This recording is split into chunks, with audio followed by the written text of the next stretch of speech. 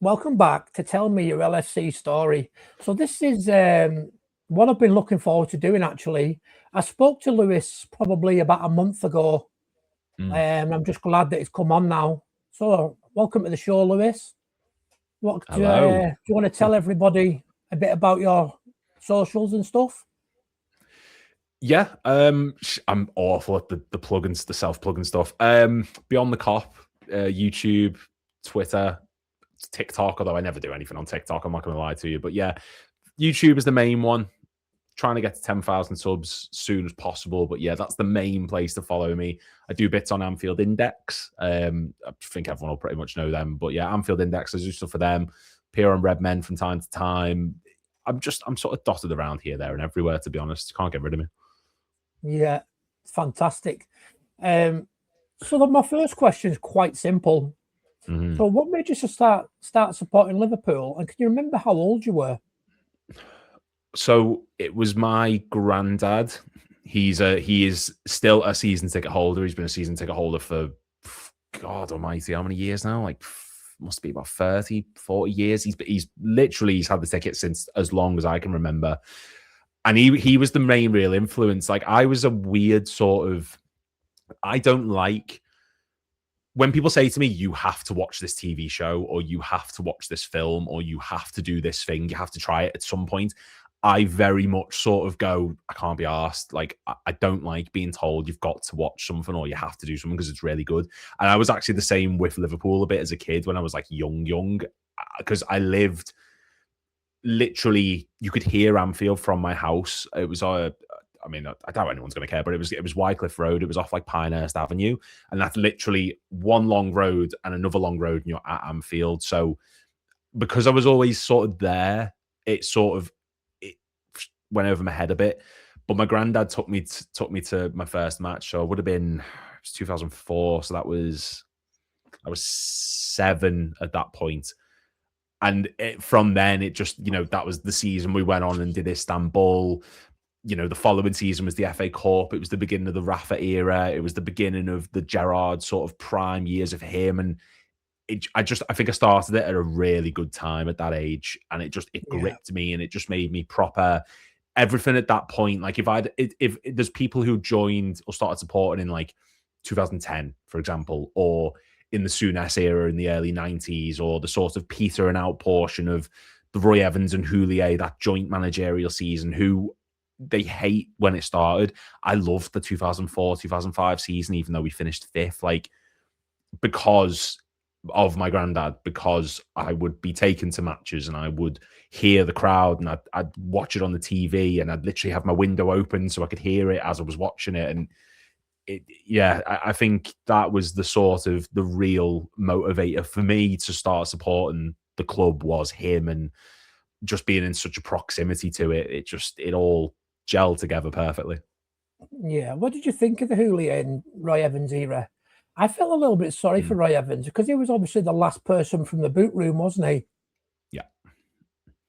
Yeah, I mean, it's weird. Like, obviously, I wasn't watching them. I've had to go back and do research and watch matches that I can and stuff. And I think Roy Evans was an unfortunate sort of, he came in at a time where we couldn't get much lower. Obviously, Souness going out to the FA Cup to Barnsley, finishing 6th and 7th, I believe, were the finishes in 92 and 93.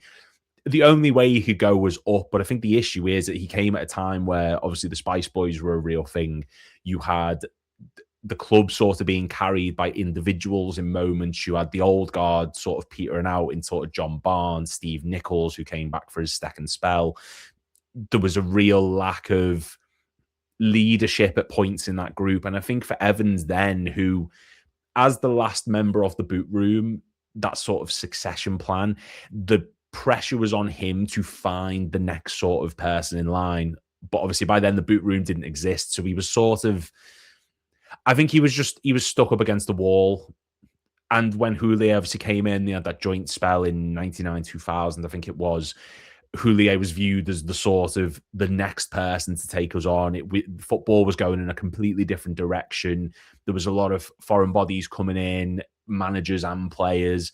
And I think Evans just time sort of passed them by. And after that Tottenham loss, I believe the last game we played before Evans left was we got knocked out in the Carabao Cup, I think 4-1. Yeah. And we were 4-0 down up until like the 80th or 81st minute, and then Owen scored. And I think that was the real, it's time to move on. But he did good. He did good during his time at the club. We won the McManaman final, 95, we won that. He pushed us higher up in the league. We saw the Collymore-Fowler relationship start to blossom. We saw some great players come through. We saw Carragher come through. It was the sort of, I know Houllier was more sort of the pusher of Gerrard, so to speak, but Evans sort of introduced him. Yeah. He did some great things, but it was the right time for him to move on, I think, at that point. Yeah, I definitely agree. I mean, I loved the Roy Evans era. I thought he had a good core of British players. It was like, was it Steve McMahon? Jason McAtee was one, wasn't he? And then you had Jamie Redknapp. Was it John Scales as well, was it? Was he one John of Scales, Phil Babb, Evans? David James. No, David James wasn't there at that point. Neil Ruddock as well. He was another one. I love Neil Ruddock. Neil Ruddock was one of my favourite players. Loved him. Have you heard that story about him? He was on the treadmill in the training ground, and I can't remember who it was, but someone left him for a bit. And when the trainer left, he jumped off the treadmill, went and got a coffee and a bacon butty, threw some water on his face. And then when the trainer came back, he went, "See, this is what training should look like." He was pretending to be covered in sweat, stuff down. So good. So that leads us into the next question then. So we were talking about players that we like, and who would you say your favourite player was? I get so much flack for it. John Arne is my favourite Liverpool player. I love John Arne. He's just the best. And I know he wasn't like, Robertson's better. All right, let's just, Steve Nichols, of course, club icon. But when I was younger and you saw Gerrard scoring the goals that he did, and then you think, oh, he's like a one of a kind, no one can do that. No. And then John Arne scoring the screamer against Birmingham, the goal against Everton where he takes it around the defender and goes the other way and slots it bottom corner, the goal against Charlton where he's coming from the opposite direction of his boot, he's just, he was one of a kind. And I gravitated towards him because the goals he scored and the aggressive manner of which he played and the character he had. I think there was a quote from him that was like, I can't remember the exact situation, but I think Benitez had said something like, we know we're not going to win the title. We've not packed it in, but we've got other priorities. And Reece said something like, no, that's what quitters do. We aren't quitters. We're going to keep going. And I loved him as a person, as a footballer. I just think he was unbelievably good. Yeah, I think my favourite Reece goal was the one he scored against United. Yes. That was absolutely fantastic. Wasn't it like 30 yards out on the left-hand side of the box or something? Yeah. It's like curling up and up and up. Yeah. Yeah. What a goal that was. I agree with you. I mean, I like John Arne Reece. When I've done these interviews, I've asked people about their Premier League Liverpool 11. And I put Reece in mine. Everybody said Robertson because he won everything, but I actually put Reece in mine. I know that Robertson got more assists and stuff, but for me, Reece was like basically the one who created the wing-back role for me, I think. For Liverpool anyway. Yeah, definitely. And like there was always fullbacks like Dennis Irwin who would push forward. Patrice Evra was a big pusher of it. Leighton Baines, in the Premier League era. But I think that the only reason I would sort of sway to Robertson is, yes, the assists are a big part of it. But I think as well, defensively, Reece was good. But there was matches where there was a lapse in sort of defensive ability. But you've got to factor in as well the people he was alongside. Like, yeah, we had Hippier, we had Carragher and all that, but there was also periods of time where there was constant rotation in the back line. He arrived in 99 and he was following from Christian Ziege. We had Abel Xavier in the squad at one point. There was no sort of...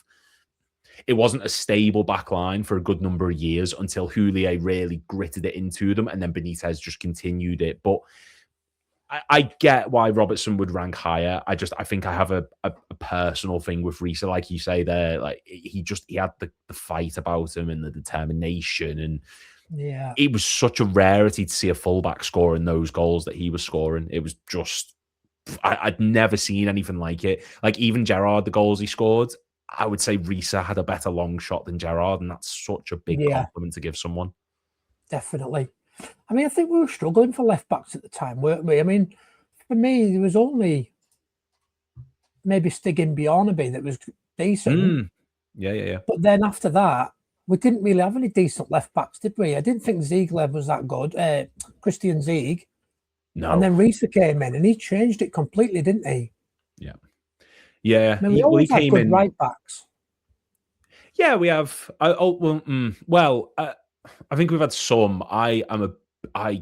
So many people give me grief for this. I don't think Glenn Johnson was good. I think we had spells. Steve Finnan was superb, but then we also had the likes of like Abel Xavier was there, as I say before.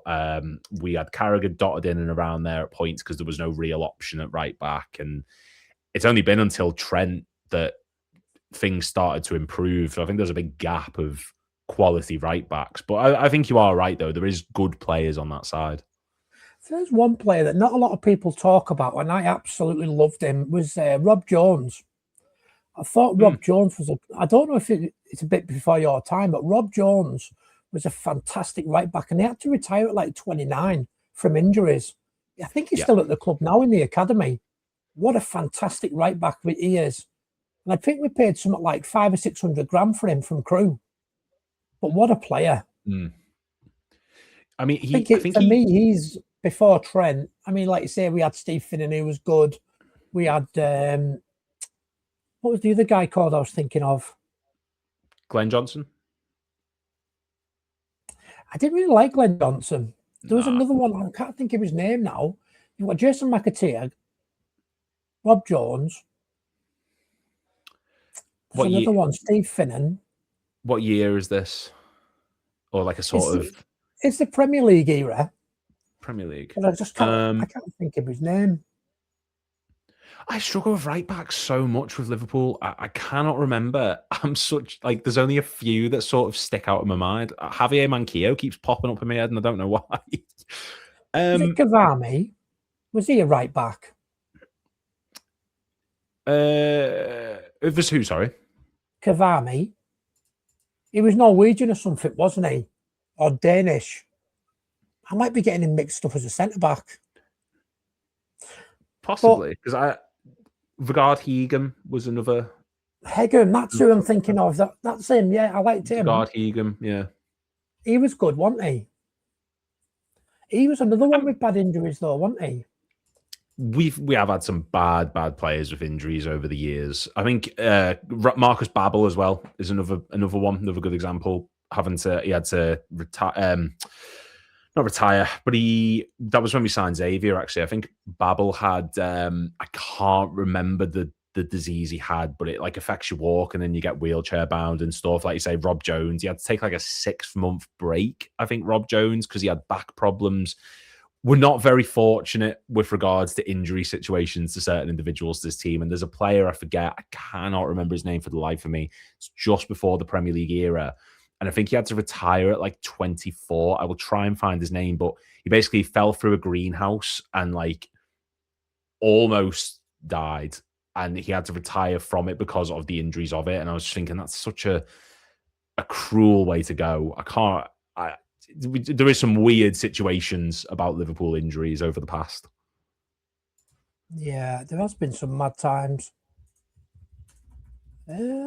Okay, so let's go on to the next one then. Who do you think is your worst player to play for Liverpool? Oh, God. I've done videos on that. Worst player? Well, El Hadji Diouf, I think, has got to be up there, definitely. Everybody said that I've asked so far. The first person they say. it's like a pig on a skateboard, man. He couldn't. He just had no movement about it. And do you know what? As well, like I said, I started watching 2004. I wasn't even around to watch Juve. It was afterwards, after he'd gone on loan to Bolton, I think it was, when I started. But I've gone back and I've watched all the matches, and he's just so useless. And the fact he was giving Gerrard shit because he was saying he wasn't that good. He's spitting at rival fans. He turns up late to training. He was getting into fights with teammates. I think there was, I can't remember exactly. I know facts and then I forget who it is who's told them. But there was a player who said, Florent Sonoma Pongoye, he said once in an interview, the most scared he's ever been is when Gerrard and Juve got into a fight in the changing room, because he thought that it was genuinely one of them was going to kill the other one. And I just think for someone who cost the money he did at the time, who we signed instead of Nicolas Anelka, who was a proven draw, a Champions League winner with Real Madrid, had done it at PSG, Arsenal, to not sign him because of friction between him and Houllier, and signing Juve because of a good World Cup is just one of the biggest letdowns of Liverpool's transfer tenure. I think Lazar Markovic, I just cannot get over that transfer for the life of me. We've got, God, who else have we got? The issue is I've done so many videos on these. There's too many I can think of. Andy Carroll's obviously one. Balotelli is another one. There's so many, but they all seem to be attackers. But I think Juve is just an absolute...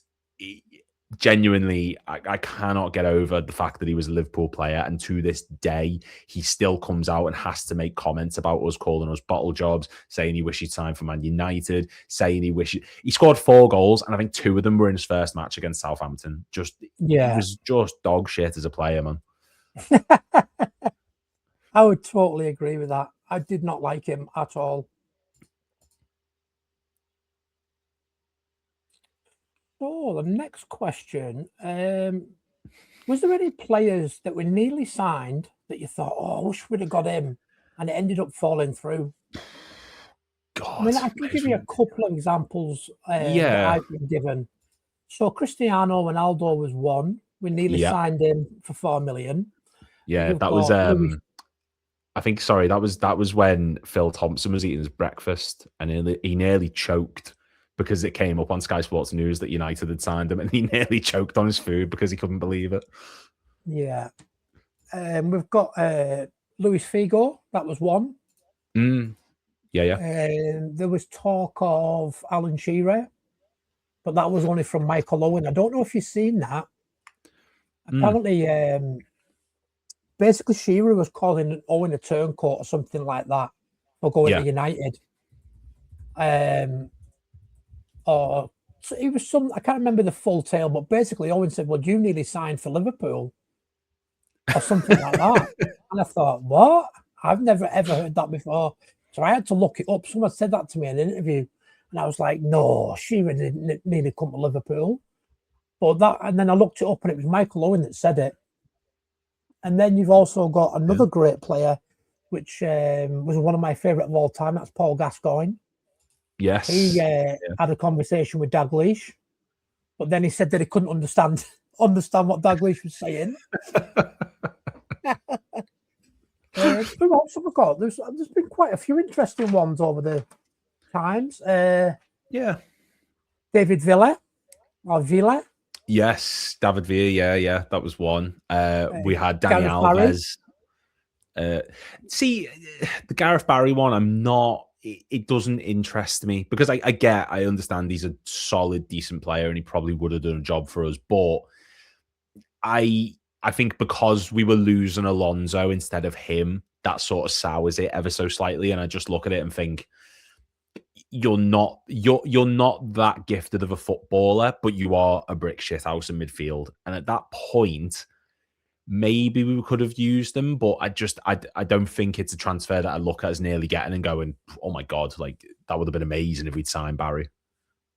Yeah, and to be fair to him, though, he is one of the most appearances in Premier League history, isn't he?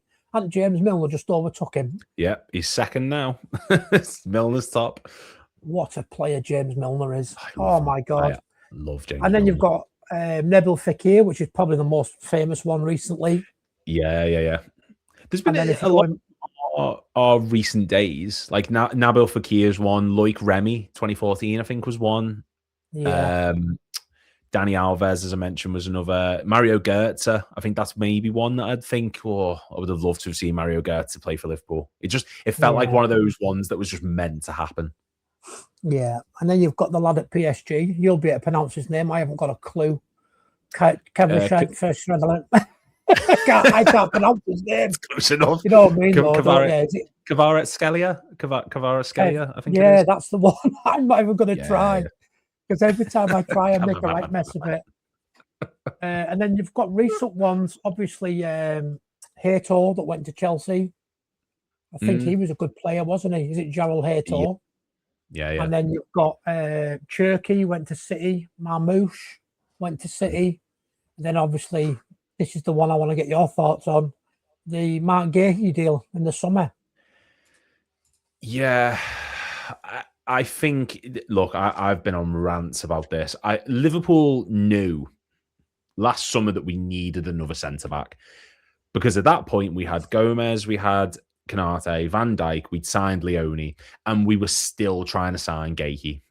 So it was clear to everyone, including the club, that we needed another centre-back. You then go into the January window, having lost Leone to a horrible injury. Konate's contract hasn't been sorted out. Gomez's injuries are still there. Van Dijk's now 4 months older than he was in August. And you don't make an approach for Gahey. There's no rationale and there's no logic to it. And I understand that the club have maybe looked at it and thought, right, he's not worth the amount of money he's on. I think he's on like 300k a week or something. He's not worth that. But to City, he is. And City made him that 300k a week player. We could have made him whenever we wanted to back when we had the chance in August. I know it's because they didn't sign the defender they were looking at, Crystal Palace, but we should have been the first club in for him. We should have been there before the window had opened and started these discussions and said, look, you can come to us in January if you want. Signing Jeremy Jacquet is an amazing deal for what comes next in the future. But we're going into a summer window now where we may not have Konate.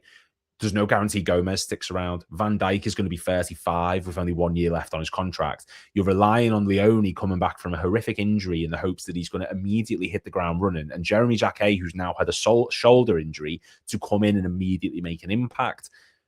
It's not going to work. We needed to sign ready-made Premier League quality players. And Gahey, yes, has dipped ever so slightly recently. And yes, he's just got injured. But he is more than capable on the ball. He's a captain, which fits the quota of what Liverpool have with Van Dijk and Szoboszlai and Robertson, all for their international teams, Salah as well. He's not the best in the air, but I don't think he necessarily needs to be when you've got the likes of Van Dijk around him who covers up that ground, covers up that metric. And he's a great player of playing through the lines. He wants to find forward plays. He wants to find people who are sprinting off the shoulder of the last man and put it long. He's versatile, creative, and we could have got him for less than £30 million. And Liverpool, as a club, have always been, or have been in recent years, proactive more than reactive. Signing Gahey for that amount of money would have been proactive because it's not as if he's in his 30s. It's not as if he's towards the tail end. He's in his mid-20s, having just won an FA Cup with Crystal Palace as captain. And you did not think that was a good deal to make. It doesn't make any sense to me. No, I agree. I mean, it shocked me that they waited so long. Why did they wait until the last week? You know, and then Palace has accepted it. And then obviously Glasner said, I believe it. You know, it was in the papers that Glasner said, if he goes, I go. I believe that. Yeah. It was denied, wasn't it? But I think it's true. And I think it was. Yeah. For me, it's like, I agree. It's all right having Jacquet. To be fair, I don't really know a great deal about Jacquet. Leone, I thought, looked all right for the 20 minutes before I got injured.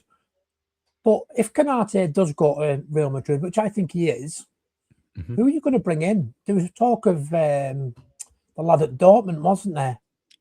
Schlotterbeck, but he's signing a new contract. So who's left with Premier? Like you say, you need Premier League experience.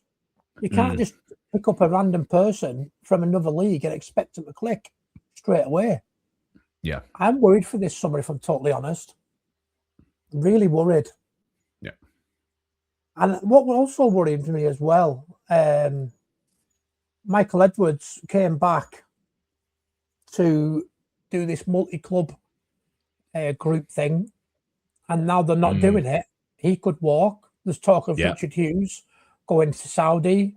There's talk of Arne Slot possibly go to Ajax. Apparently that deal's on the table. There's Tottenham, there's Palace, you know, and then you've got Salah leaving, which we'll talk about a bit later on.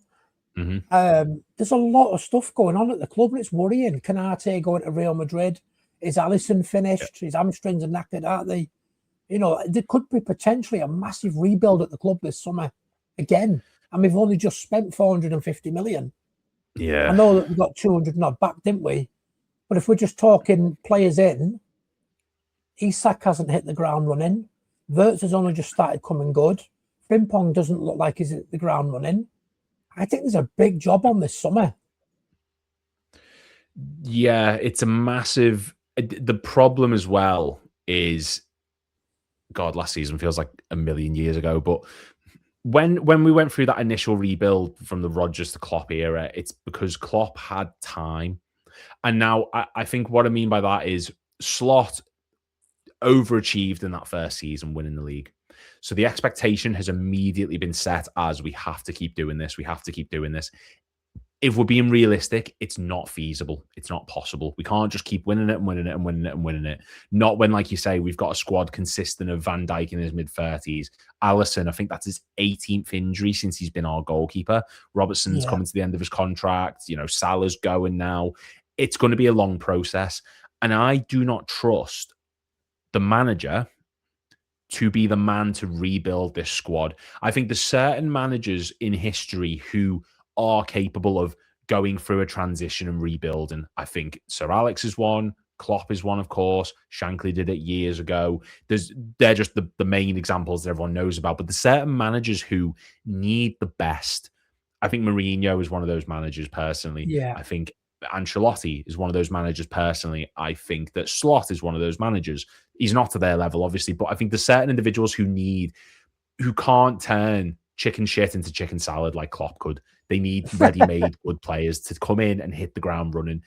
Yeah. And I don't think this summer, as much as we can see there's issues, I don't think the club are going to spend anywhere near as much money. There was reports before that were saying something like this summer is going to be a steep decline compared to the last one because the last window saw us spend the equivalent of 3 summer windows. And how true that is, I don't know. But like you say, we've got Edwards, the mastermind behind so much of this great work, potentially leaving.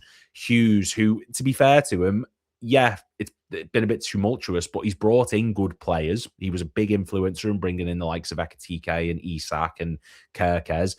FSG aren't helping the situation with this multi-club deal when they should just be focusing on us. I know it's a money gain to them, but we are the main money grab for them over in these parts of the world. I do not trust Slot to be the man to get us through that spell of time without there being more bumps in the road. And I feel as though we're just sort of going towards a Brendan Rodgers 2015-16 season where everyone could see he should have been sacked after that Stoke City game at the end of the previous season. We're just letting the wheels spin until October, and then the club see what we see and go, right, this isn't working. He just drew against Everton. Gone. And we can't be in that situation because we're not a club now boasting mid-level talent. We're not boasting likes of Benteke, Martin Skrtel, Alberto Moreno, Joe Allen. We're not boasting those kind of players. We've got some of the best in Europe. Are they going to want to go through a spell of a new manager coming in and having to go through a rebuild phase when they're at the prime of their careers? I don't think they are. So it is a concerning point in time to be for a supporter of this club.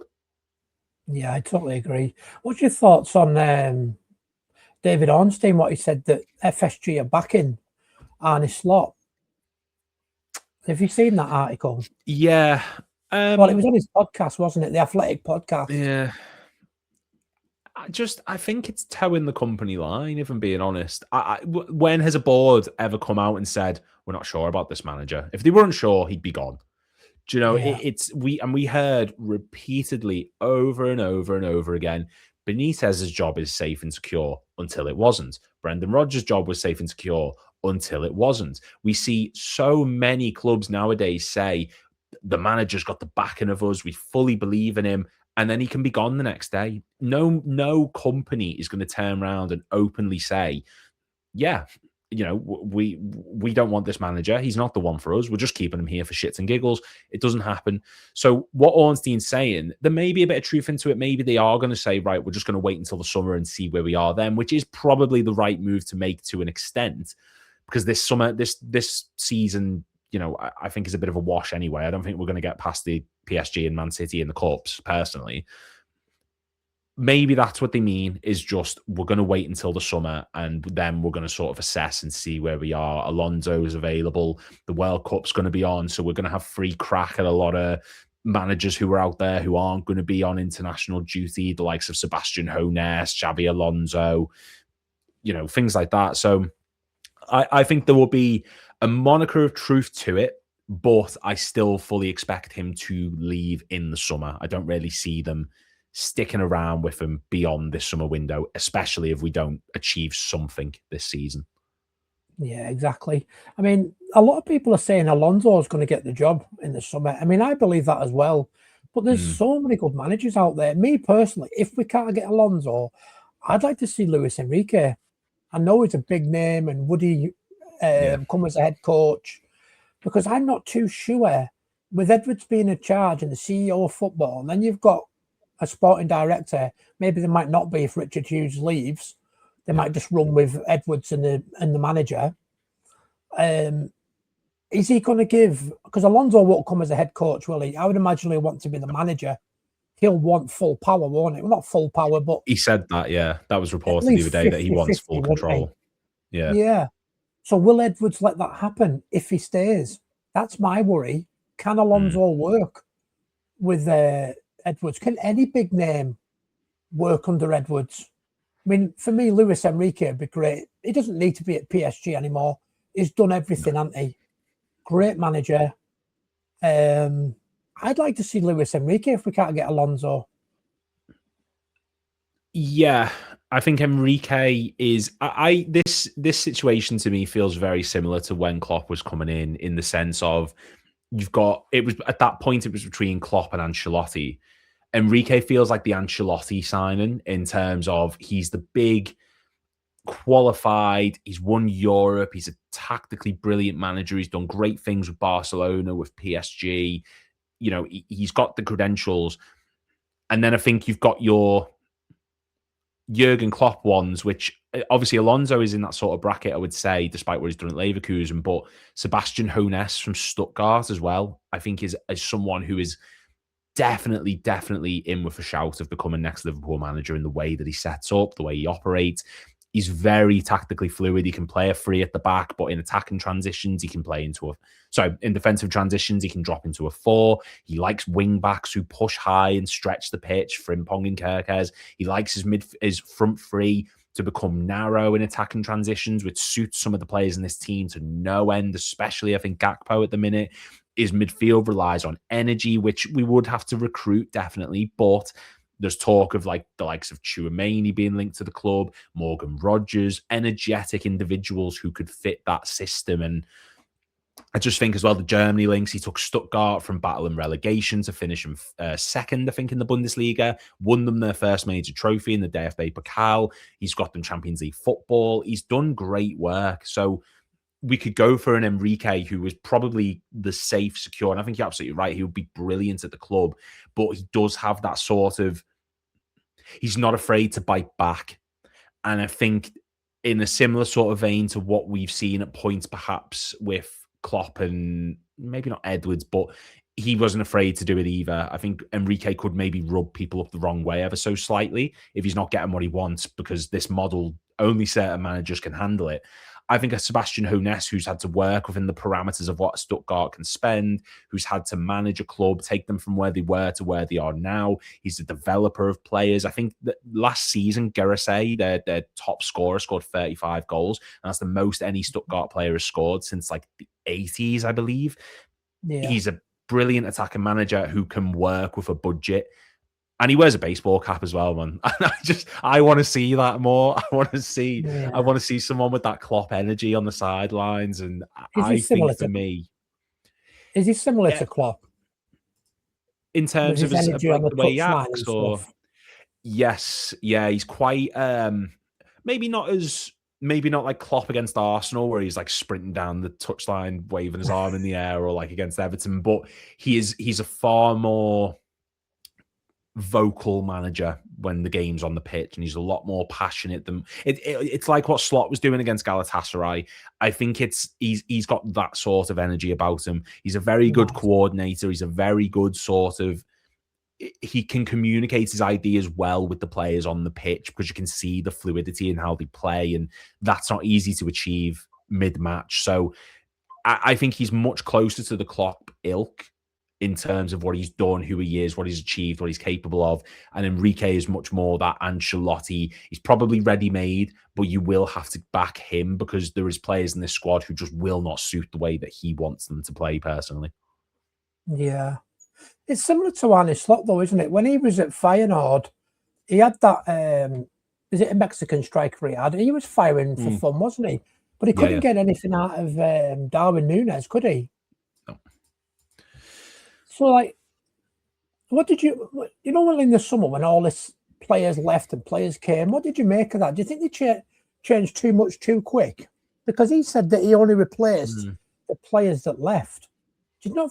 I don't think Arne Slot has got the power. I don't think he wanted some of the players that have come in. For example, Federico Chiesa.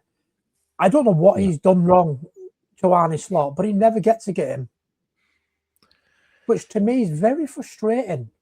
Yeah. You know, then you've got like Rio Ngamoa. When he first came, Arne Slot, he said, "I'm going to carry on from where Klopp left. I'm going to give kids a chance." He hasn't done it this season. Why? You know, I don't get it. I think the Chiesa one is interesting. I don't think he was ever a signing that was meant to have an impact at Liverpool. I think there's three scenarios. I think A, they brought him in because he was cheap and they could sell him for more money. B, they thought Salah was going to decline last season, but because he did as well as he did, that just sort of pushed Chiesa further out of the team. And C, I think it was just to add a bit more depth, which we needed to an extent. I feel bad for him, but at the same time, you know, when he has played this season, it's been a bit lackluster. Yeah, Bournemouth was great. Yeah, Newcastle was great. Yeah, he did good in the Carabao Cup last season in the final and things like that. But I don't think he's that good of a player where this movement to get him more game time should be as big as it is. But he does deserve more than he's getting, I agree. And with regards to the kids, like, it's an interesting one because Trainioni, Rio and Ngamoa, Jayden Dans have all had a couple of minutes here and there, and Ngamoa more than anyone. But I don't think that the circumstances we're in this season have allowed him the chance to sort of play more kids. He should, because they are energy. They understand what it means to play for this club. We saw what Klopp did in the Carabao Cup with Klopp's kids. Maybe they should be given more opportunity over the likes of McAllister, who hasn't been pulling his weight, over, you know, Gakpo, for example. But I think that because Slot is so up against it and he knows that he can't risk playing the young lads and it going horribly wrong. Narlo is a prime example recently of someone who every time he plays it's a disaster, and that can come back to bite you on the arse. So I get it to an extent, but I do want to see more of these young lads get more game time, especially in Ngamoa, man. I think he's class. He's so good. 17. I couldn't do that at 17. I could barely play the Xbox. What mental. Is there anybody else that you've seen in the youth team? I think the only player I'd like to see get a chance maybe is Josh Sonny Lambie. I think he's been fantastic, hasn't he? What's he got, like 25 goals this season or something? I can have a look for you. That's definitely possible. Give me 2 seconds. It's around about 25 goals. He looks class. And then you've got that young Josh Abe as well. He looks brilliant. Yes, he does. He'd be a really good one. So this season, doesn't actually say. I think it's 20, I believe. I'm going to just see if I can get the stats up for you. Just to Josh Sonny Lambie. Player profile 2025-26. Here this season, he is on 16 goals and 1 assist in 21 matches in the under 18s. That's good going, that. And then there's the UEFA Youth League and stuff like that as well. That's like the youth Champions League, isn't it? I think he's got a couple in there as well. See if I can find that for you now. It doesn't come up with it on the... Oh, no, tell lie, it does. So he's got 1 goal in the FA Youth Cup, and he also has 2 goals and 3 assists in the Youth League, and in the Premier League 2, he's only made 1 appearance. So in total, I think that brings it up to around like 20 goals and like 4 assists or something like that. Yeah, that's not bad, is it? No. So you've got him, you've got Josh in. The only problem I've got is I think a lot of these kids are going to get took, aren't they? You've got that Joe Bradshaw as well. He looks pretty good. Yeah. You've got, is it somebody called Eden or something? Eden something or other. He looks really talented. Yeah. There's just so many good players in the academy. I know you can't go daft, can you, and put them in the Premier League, but at least give them 10 minutes or something just to get the crowd to know who they are. Because not a lot of people watch youth team football, do they? It's like a few people I've asked about youth team football. They say, "Oh, I don't really watch youth team football because it's on so early, isn't it? And it's on like 11:30 in the morning or something on Liverpool TV. Most people are at work on a Saturday morning, aren't they?" Well, yeah. So, I'm one of them. Yeah, me too. It's a fun life. I think there is a good Will Wright, I think, as well. I know we signed him technically, but I think he looks to be a really promising player from what we've seen of him so far. As I say, Josh Sonny Lambie would be a good one.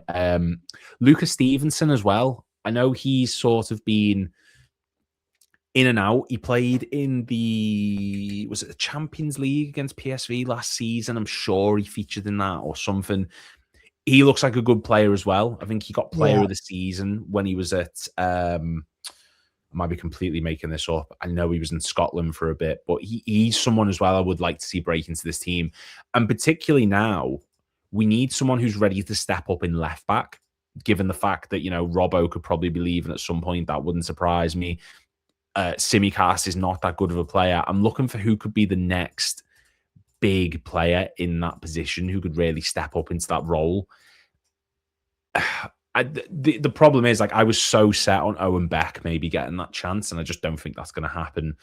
No, there's that other lad as well, isn't there? What's the other lad called? Scanlon?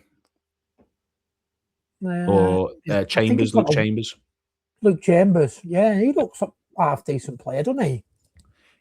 Is he still with us, Luke Chambers? This is the problem. I know bits and bobs about... Let's have a look. Luke Chambers. Yeah, he's on loan at Charlton this season, Luke Chambers. So he is still in the squad as a whole. Is Owen Beck as well? Owen Beck. Yeah, Owen Beck's still a Liverpool player as well, but he's 23 now. So to be fair, that's probably prime time for him to step up and play a bit of a backup role. Dundee as well. Dundee was the club I was thinking of for Owen Beck. Yeah. I think that needs to be a big position on the pitch where we really do start to look at improve and add a bit more depth. Like I said, if Robbo's going, Simicast is not a bad player, but he's not that good. We're going to need to look at who comes after him. Owen Beck, Luke Chambers could be another one, maybe. Josh Abott going forward. Will Wright would be a brilliant player. Lucas Stevenson as well be another one. There's options there. It's just whether or not they're going to get the chance to really make an impact in this team. If anything, I think Ngamoa, the minutes he's been given, is good enough for the age he is to an extent. I think he's a brilliant player. I think he's exceptional for the age bracket he is. But if you said to any 17-year-old, right, you're going to play X amount of minutes, you're going to play this many minutes, you're going to score against Newcastle in the league, you're going to get Champions League football and make an impact in that, you're going to play in the Premier League, I think they'd bite your hand off for it. Yeah, definitely. What was I going to say? There's something I was going to ask you now. That's me. Like I said, I ramble. So that was it. So let's go back a little bit. How did you feel when Jurgen Klopp announced that he was leaving? mate. Well, I was here. Like, I was sat here, and I honestly shocked.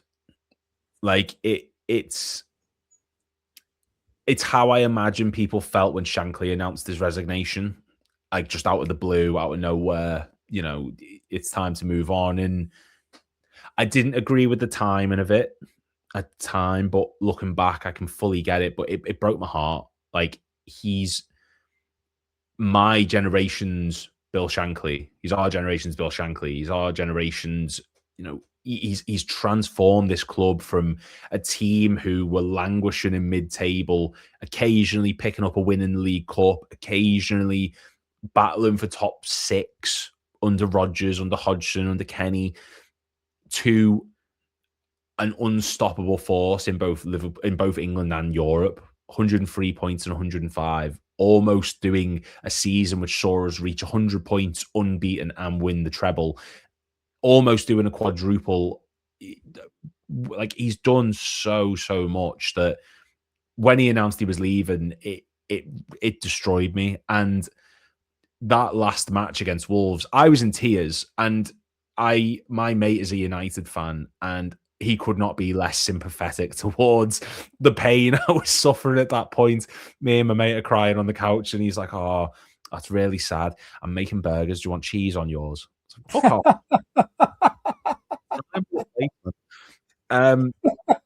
Yeah, it was devastating. And I think last season softened the blow ever so slightly, but now hearing Klopp talk in interviews, listening to what he's got to say, I miss him so much, and I'd love for him to come back in the future. So that was one of the questions I was going to ask you next. Do you think he would come back in a managerial role? And if Edwards left, could you see him maybe taking his job? I don't think he'd do Edwards' job. I just, because as tiring as it is for the managers, absolutely, I imagine it's probably the same for them. And Klopp has proven in the past he doesn't necessarily have a great track record with signings. There was that whole portion where it was like Klopp and Jörg Schmadtke, and he was like, I want Nunez. Didn't necessarily work out. Carvalho didn't necessarily work out.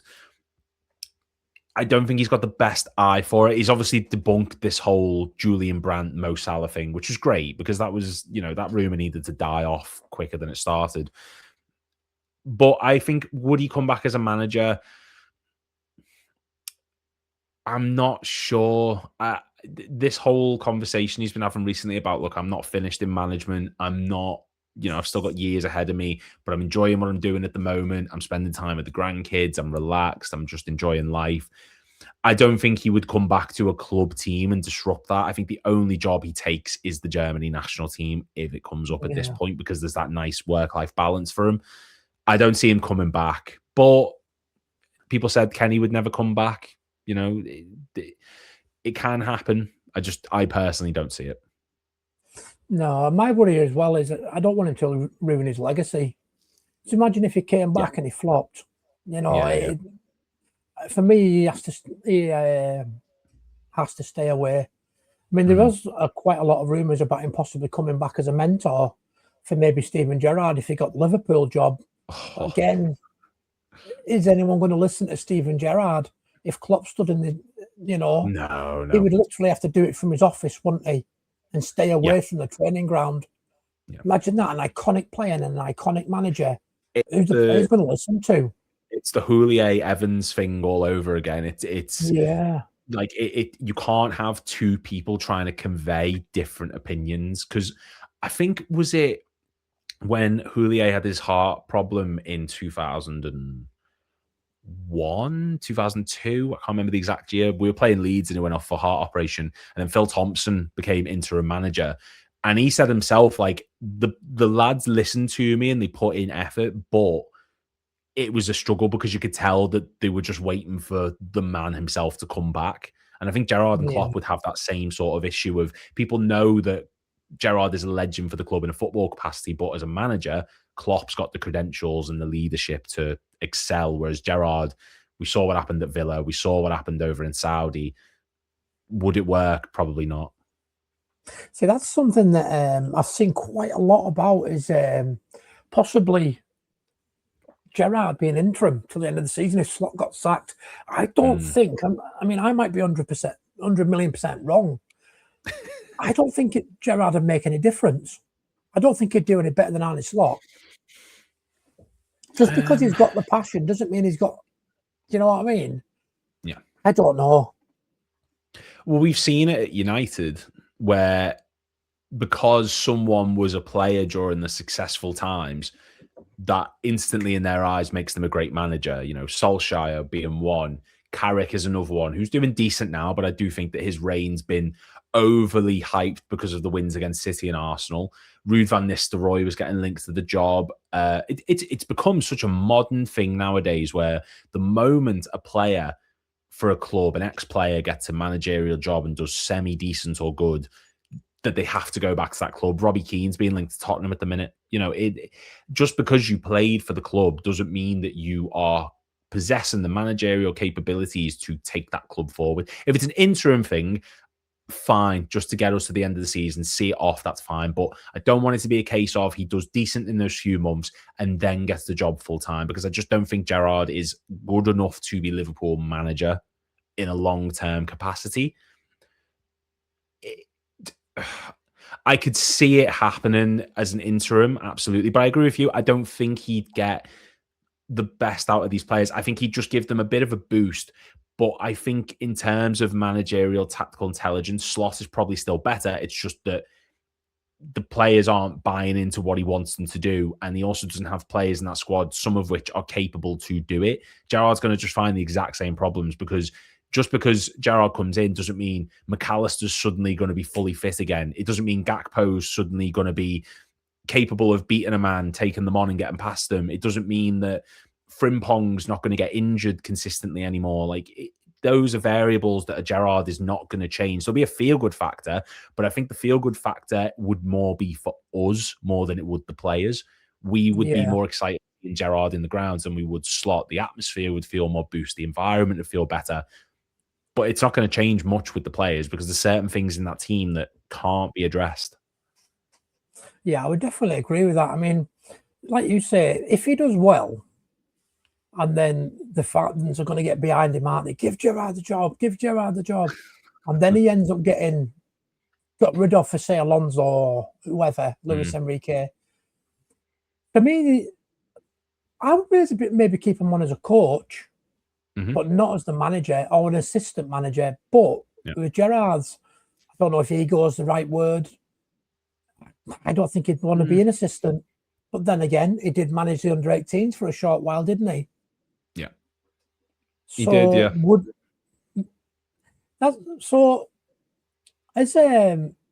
If Slot goes, let's just say he does, right?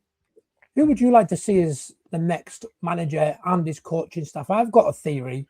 I'd like to see Alonso, Gerrard, and Thiago as my main three at Liverpool next season. Yeah. See, manager, I'm fully backing Sebastian Hunes. I think definitely he should be considered, and I would love to see him at Liverpool. In terms of the coaching staff, though, Thiago's a great shout. I didn't even think about Thiago. That's a really, really good shout, because he would suit the way that Hunes wants to play. Actually, who would I have in the staff? What about James Milner? See, Milner, I've always fully believed should be a coach, not like a manager, but he should be like he should be doing the rules of he should be doing like a Pep Linders sort of role. Maybe not to that extent, but he's the backup to the backup. He's just a coach. He's a fitness coach, because I'd love to see Milner. He'd be great. Who else would I have? What about Henderson? Could you see him in a role at Liverpool in the future? No, I think Henderson now. The thing is, I can't see Henderson becoming a coach. Do you know when there's certain players you look at and you think you're brilliant, but I just don't think he's got that sort of. Not, he's incredibly intelligent, of course, but I don't think he'd have that sort of drive to be a manager. I could be completely wrong, but Oh, it's really difficult to say. Who would be a good coach for Liverpool? There's a few people that have surprised me that have retired and gone into management, like Roy Keane, for example. He's not a manager. John Terry did it as well. Yeah, Robbie Keane, Robbie Fowler. Fowler was someone I was thinking about then. He's obviously a manager out in, was he Australia for a bit? And he did. I think he was, wasn't he? Yeah, I wouldn't mind seeing him come back in some sort of like, just for the short term, sort of bring a bit of that identity back into the club. But it's just hard because there's some players, it's easy for me to go, I want to see Firmino come back as a coach. I want to see, but if they're not doing it, then it's hard to sort of pick whether they would be. I would want someone, though, who's been there, done that, to sort of inspire the lads in training, to sort of push them on a little bit more. Like you say, a Milner would be brilliant. Yeah. He'd be class at doing it. But Sebastian Hoeneß, for me, I think he's who I would love to see Liverpool appoint as head coach. So if he comes, do you think he'd bring the staff he's got now, or do you think he would bring a core in as well? Maybe a Fowler as a striking coach, or something like that. He'd probably bring his own staff. I imagine that most managers do. I'll tell you what, actually, I wouldn't be opposed to seeing John Heitinger come back as his backup, as I think he was brilliant last season. Yeah, he was superb. It's like, the problem is, like, when Klopp came in, for example, he brought in Buvac, came with him. Pep Linders obviously came later on. He brought in his own staff. All managers do now because it's set into very specific philosophies. He would probably bring a lot of his staff, but I think if he was he needs to understand the fabric of the club. Keeping someone like, I know John Heitinger was Everton, of course, but he won the league with Liverpool. Bringing in someone like a Fowler or a Milner or a Thiago, people who have been there with the club and seen it all, is so important. And we saw that it used to be like that in the past. Like I say, Phil Thompson, when Houllier came in, he wanted him as his assistant. That's why we used to have the succession plan where it was like Paisley was the assistant to Shankly, Fagan then followed on from him, Kenny followed on from him, Ronnie Moran for the short spell. You need that sort of contingency plan in place and someone who understands the club behind the scenes. So it would be important for Hoeneß coming into a foreign country, a different club, a lot of changes. Keep his staff, of course, for the stability, but have someone there who can help integrate you into the city and into this community. Because it's one thing being a manager of a club. It's another thing being a manager of the club and embracing the culture. And that's something that I don't think Slot has done particularly well. Whoever comes in after him is going to need to do that because it's important to feel connected to the coach. Yeah. That's why we gravitated towards Klopp in the way we did. Yeah, a few people that I've spoke to, I asked them, obviously, Arne Slot in one of his press conferences said that, what was it he said? Oh, my mind's gone blank. It's all right. My mind's gone blank. Was he talking about the culture, was it? That was it. I'm one of 2 managers to win the Premier League in 30 years. I need more respect. So that's where I was leading to. So a few people said to me that they have got zero connection to Arne Slot. Even though he's won the Premier League, they didn't have the same connection and as they did with Klopp, who won it in COVID. Yep. What do you think about that? Do you think that you have any sort of connection when we won the Premier League with Arne Slot, or did you just think like I did, what it was Jurgen Klopp's team? The thing is now, because of this season, my opinion has been definitely swayed. With the benefit of hindsight, I can look back and go, oh, he did win the league with Klopp's team because it was, all he did was bring in Chiesa and Mamardashvili, who wasn't even there at that point. Chiesa never played. And we won the league at a canter, but it was also in a season where City dropped off hard because there was no Rodri. Arsenal drew too many games. Chelsea weren't competing until after December. Tottenham weren't there or thereabouts. United weren't there or thereabouts. There was no surprise teams coming up to compete like Newcastle or Villa. So we won the league at a canter, but that's more down to the fact that other teams weren't as competitive. Like this Arsenal team this season, or the City team that won the league the season before we did, if they were at that level, would we have won it? Potentially not. And with the benefit of hindsight, Slot is not. I gave him a lot of credit because I think he did the right thing by coming in and being a bit more matter of the fact, to the point, cold and calculated. Because if he'd have come in and tried to just be this intense, energetic, passionate person, it would have just felt like a Klopp ripoff. It would have felt exactly like someone who's coming in, watched what Klopp did and went, oh, I'll do that and make it work. He went the complete flip opposite, and that's exactly what he needed to do. But we need to see more of the human side of him. I loved on the last day where he was singing Jurgen Klopp's name. I loved that character. I loved it when he was celebrating against Galatasaray and he was getting passionate.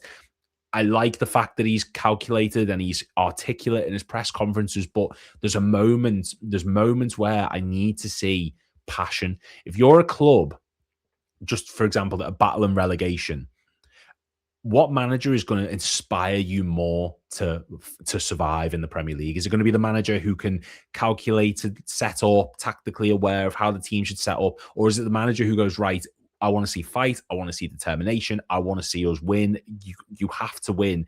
It's going to be that man. Slot is not that, and it was great at first, but much like a football team evolves, he has to evolve as well. And he's never really embraced the culture of the city. He's never really sort of connected with the fans in a sense. Maybe that's because the results have been poor this season, and last season we were sort of feeling him out.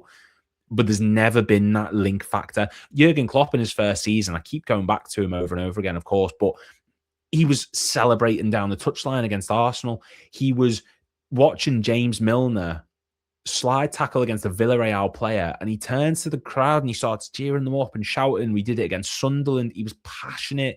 It drew us to him. Slot doesn't do that. And if you're a Liverpool manager, a manager of a club that is full of energy, it's a city that's incredibly proud of its heritage and its people and its energy at all times, you've got to be that. I don't want to see someone who's bouncing up and down like they're on a fucking pogo stick game after game, but I don't want to see someone who's stood there arms crossed, just watching the match and then occasionally going, ugh. It doesn't drive us. No. And Slot doesn't do that. And last season it worked. This season, when we're in a fight, it doesn't work. It comes across as passive. Yeah, exactly. I mean, I think you're right. I mean, Klopp has always been there, hasn't he? I mean, there's videos out there of him taking his dog for a walk and then spending a couple of hours with Gerrard outside in the pub and that, where Arne Slot's completely different. As soon as he's in an international break, he's off home, which is fair enough. And then but like going on holiday after we won the league, he went to Dubai, didn't he? Mm-hmm. During the season. I mean, why'd you do that? That's just madness. We're struggling, but he's going home. And he won't come back until probably a day before the international break's over. Yeah. Surely he should be staying behind. I get it, his family don't want to come to England. They don't like England. Fair enough. But he must have knew that before he took the job. Yeah. And then his wife's saying that she wants him to come home. She doesn't want him in England anymore. So that's another reason why I think he's going this summer. And then obviously the links came out, didn't they, that he was going to Ajax. And then he was at the Ajax game. Was it the weekend or something? Yes, yeah. Because he left it straight after the Brighton game, went straight to Manchester Airport. Apparently, he was at the Ajax game that weekend on the Sunday, I think it was. I just think he's going to take the Ajax job. I really do. I can see him as Ajax manager next season. Yeah, he's back home with his family. I don't think he's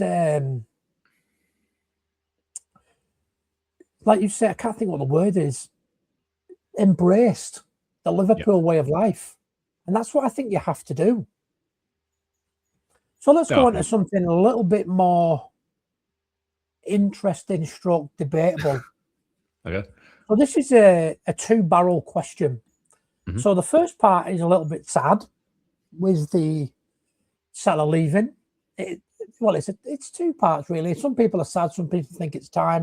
And then the second part is there's quite a lot of debate. You mentioned it to me before we went started doing the video. Who's been better in the Premier League, Ronaldo or Salah? What's your thoughts on that, on them two topics? Well, look,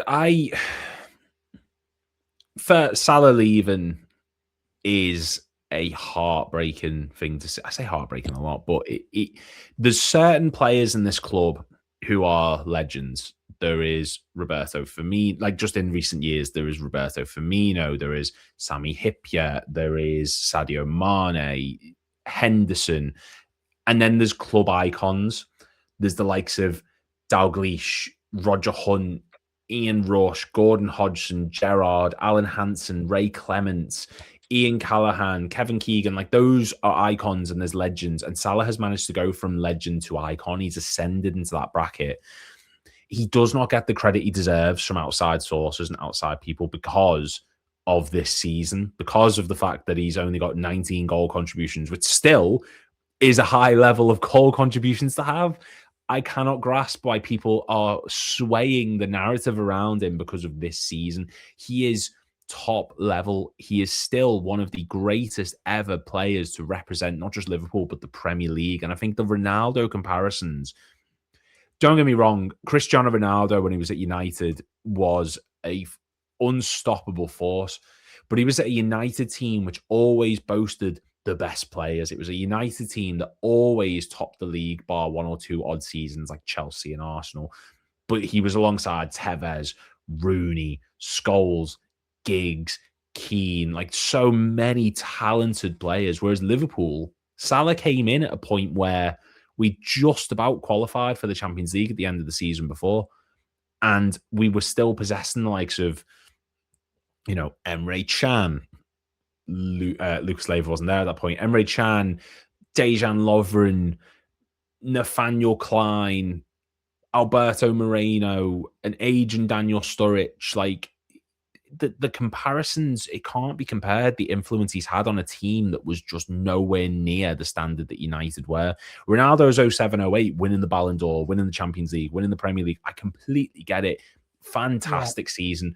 Debatably the best individual campaign ever. But as a whole, as a collective, what Salah's done in this league and what Salah's done for this team and this club cannot be compared.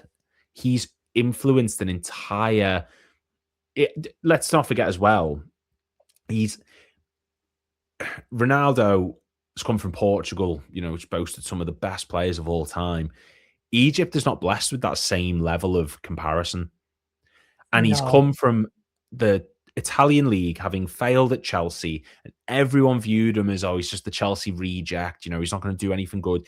And he's broke record after record after record. He's the 4th highest Premier League goal scorer behind only Rooney, Kane and Shearer. He is the 7th highest assister, level with David Silva, only 1 behind Dennis Bergkamp. He is undeniably the best right winger in Premier League history. Trophies may not reflect it compared to Ronaldo, but as I say before, we weren't in a position to be competing for the league every single season like United were at that point. So for me, Salah is the best of the two in terms of his Premier League heritage. Yeah, I would totally agree with that. Like you say, Ronaldo was in a great team. Salah, arguably, we probably have had the best front three in Premier League history.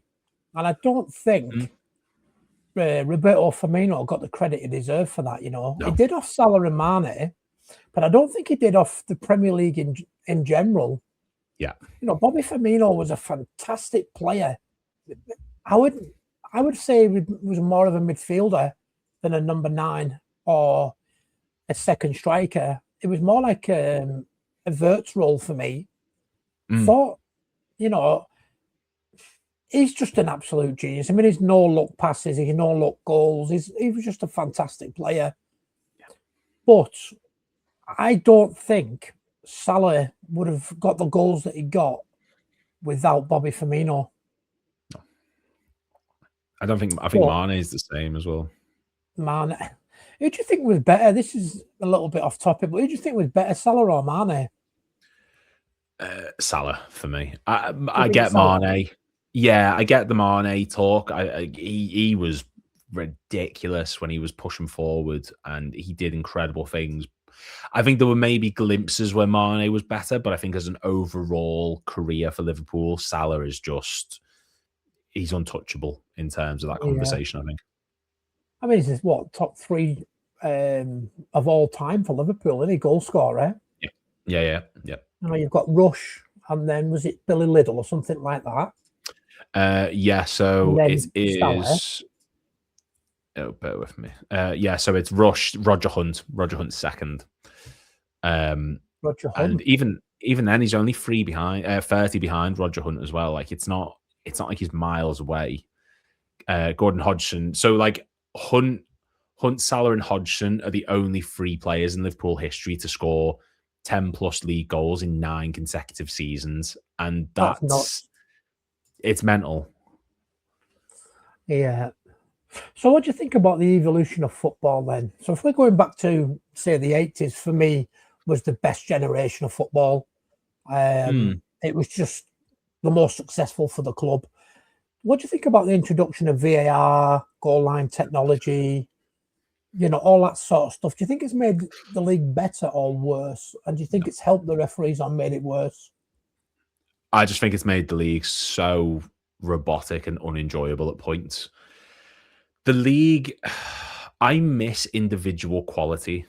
I miss watching players who just thought, fuck this, I'm taking on the whole team. Watch me do what I want and I will score.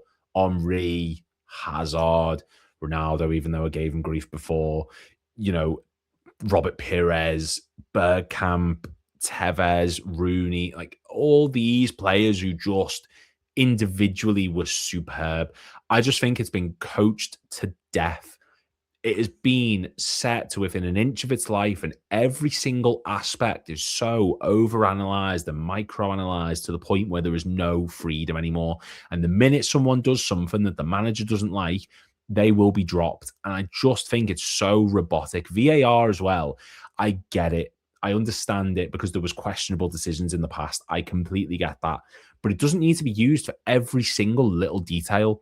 Why does it matter if someone's fucking armpits offside? Why does it matter? The only things VAR should be used for is serious fouls. And I also think it should check if the ball has gone out from a player or a goalkeeper for a corner.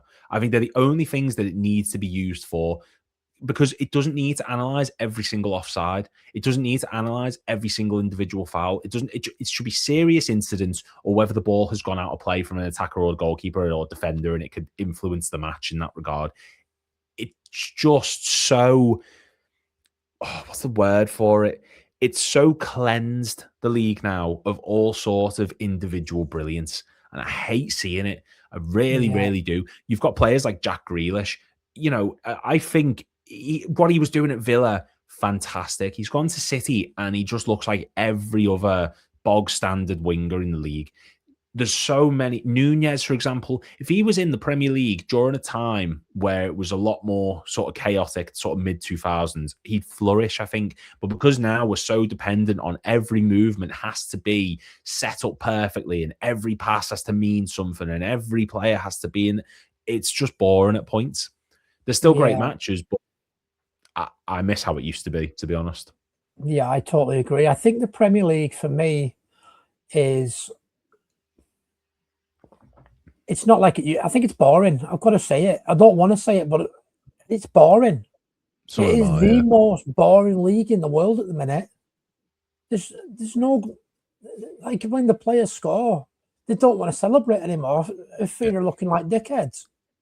You know, they celebrate a goal that's wiped off and they're like, oh no. You know, they're like, there's no passion in it anymore. No. Goal line technology, for me, they should have left it at that. And then just didn't. I mean, they had the chance to vote it out and they bottled it. Yeah. You know, that should have gone. They should have got rid of it when they had the chance. It's all to do with money, isn't it? That's what it is. Yeah. It's a money game now. And it's the same with the amount of matches that get played. And you feel over swarmed or oversaturated by how much football there is.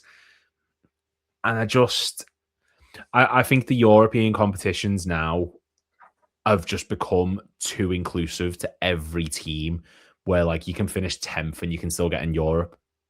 Why? It's the Champions League for a reason. You are meant to be the best of the best. I don't need to see Sheriff FC in the Champions League. I don't need to see every fucking team who finishes 9th in the division competing in Europe. Why? It just, you've taken away the prestige. Because the Super League didn't work, they've decided to take away the prestige of the Champions League and every European competition by allowing every single side to get into it. It makes money for them, yeah, sure, which is brilliant, but I shouldn't be seeing Brighton competing in Europe every season. I shouldn't be seeing Brentford competing in Europe every season. It should be difficult to get into, where you have to really grind to it and work. And now it doesn't.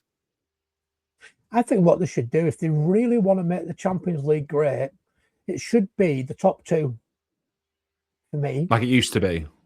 Yeah, and then third and fourth get Europa League. Why they've got this conference bullshit, I'll never know. It's the same as the Nations League. I don't want to go into the international side of it. But what is the point in this Nations League? It's absolutely fucking shite. I love international football as well, and I still think it's dog shit. So you'll be watching the game, and is it tonight? Tonight? Well, I'm in work, but it's England. So we play Japan on Tuesday. I can't remember who we played tonight, actually. Who was it? I think it's Uruguay. I think someone said to me it was Uruguay. I think it is actually, yeah. So I'll have it recorded. Like I'll watch it when I get home from work. But England, Jesus, I can't type. There we go. England football. Yeah, it's Uruguay tonight, and it's Japan on Tuesday. Yeah, I might put it on in the background. I don't really watch international football anymore. I don't mind watching the Euros and the World Cup, but I'm not. I can't watch friendlies and stuff. I don't see the point in them. No, I get that. You know, I mean, fair enough. You've still got to play your tournament games. Do that then. Why do you need friendlies? The players are playing enough. They're still in the Premier League season. Do your qualifiers. If you qualify, great. If you don't, tough fucking shit. Live with it. You know what I mean? I don't get it. So, are you going to the game tomorrow? The Legends game? No, I'm working again. I was meant to be going, but I work in a very unflatterable workplace where the hours are very much. I'm on like a 12 till 9 or something, so I'm literally missing the whole thing, which is disappointing. But yeah, hopefully it's a win anyway. Yeah, I think I go every year. This is, I think, my 4th year in a row now. Mad. I went to the one with Sven Goran Eriksson. That was really sad. Yeah, of course, yeah. You could tell he was basically getting carried round when they were doing like the thingy with him, weren't they? Was it Gerrard or something was helping him walk round, and a couple of others. Shame, sad that.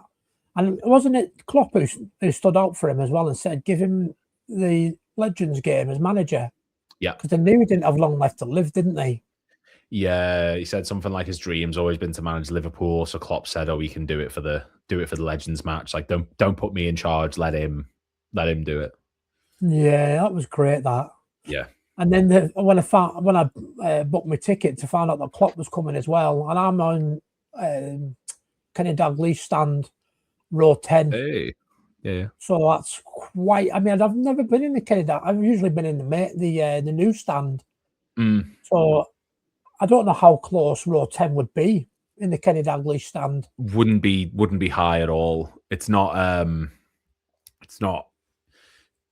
like row 10. You'd be fairly close, I think, mainly to the touchline. Do you know what the rules are? Would I be able to do stuff for my channel on there? Do maybe them taking a corner and stuff like that? Or you can do pictures, can't you? People do record bits and bobs. Like, I just don't think you can't be like waving it around, like showing everyone that you're doing it. But you can get a few bits and bobs, as far as I'm aware. Because obviously Red Men do it. I've got a mate, Luke, who goes to the matches and he does TikTok and he films bits and bobs and put it up. So I think you should be able to. Yeah, I can't see any reason why you wouldn't. So how does it work then? I know this is completely going off topic, but how does the Red Men TV do it then? Do they just record bits and pieces and then just put them all together at the end, or? As far as I'm aware, it's just bits and bobs. Just when you think there's a chance, you like a goal scoring chance, you just record it on that bit.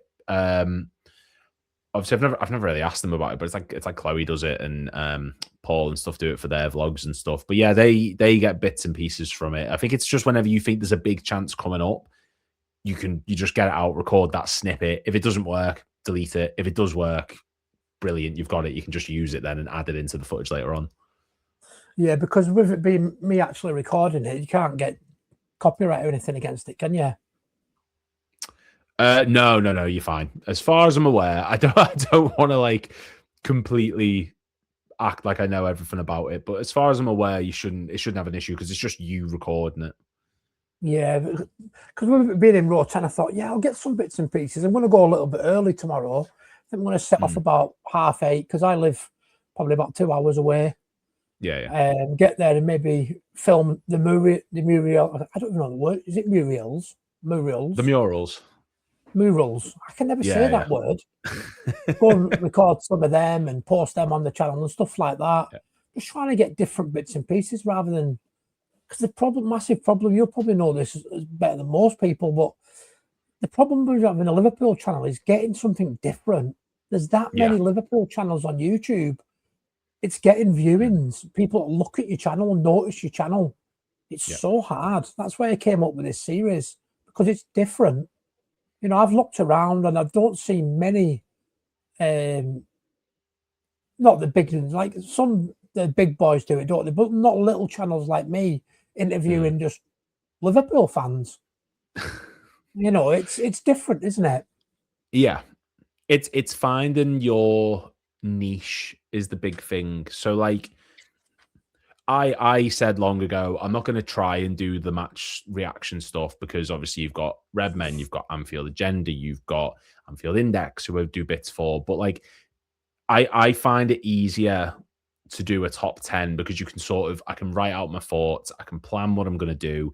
I've got all the luxury of editing and stuff. And it is just finding what works for you and finding your niche. And it's something that like I still struggle with it. Loads of people do because there's such an oversaturation now of football and content. But people respond to honesty and people respond to people who are passionate. And it's a very sort of, you'll get fans who prefer tactics, you'll get fans who prefer passion and energy, you'll get fans who prefer facts, you'll get fans that prefer humor. It's just trying it all and seeing what works for your audience and seeing what they individually find. And obviously people enjoy this, which is brilliant. So you're going to keep doing it. And that can be your niche, you know what I mean? That can be your thing that you progress and build. It is just about finding that, which you might have done right now, which is brilliant. But if trying other things as well is also important to see if that works. If it doesn't work, come back to this. If it does work, brilliant. You've got another thing you can do. Yeah, exactly. So what was the next thing I was going to ask you? We're nearly at the end now. I think I've covered a lot of the stuff I wanted to talk to you about. So your most memorable game, I think we sort of touched on that, didn't we?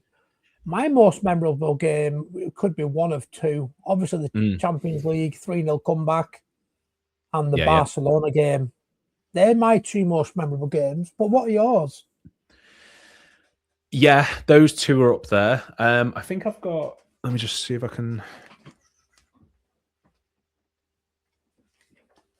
Still got I've got my ticket from my first match, when we played Norwich in 2004. I don't know if that'll pick it up, but that's like my first match that I went to. That was 3-0, I think it was. I think Barros, Garcia, and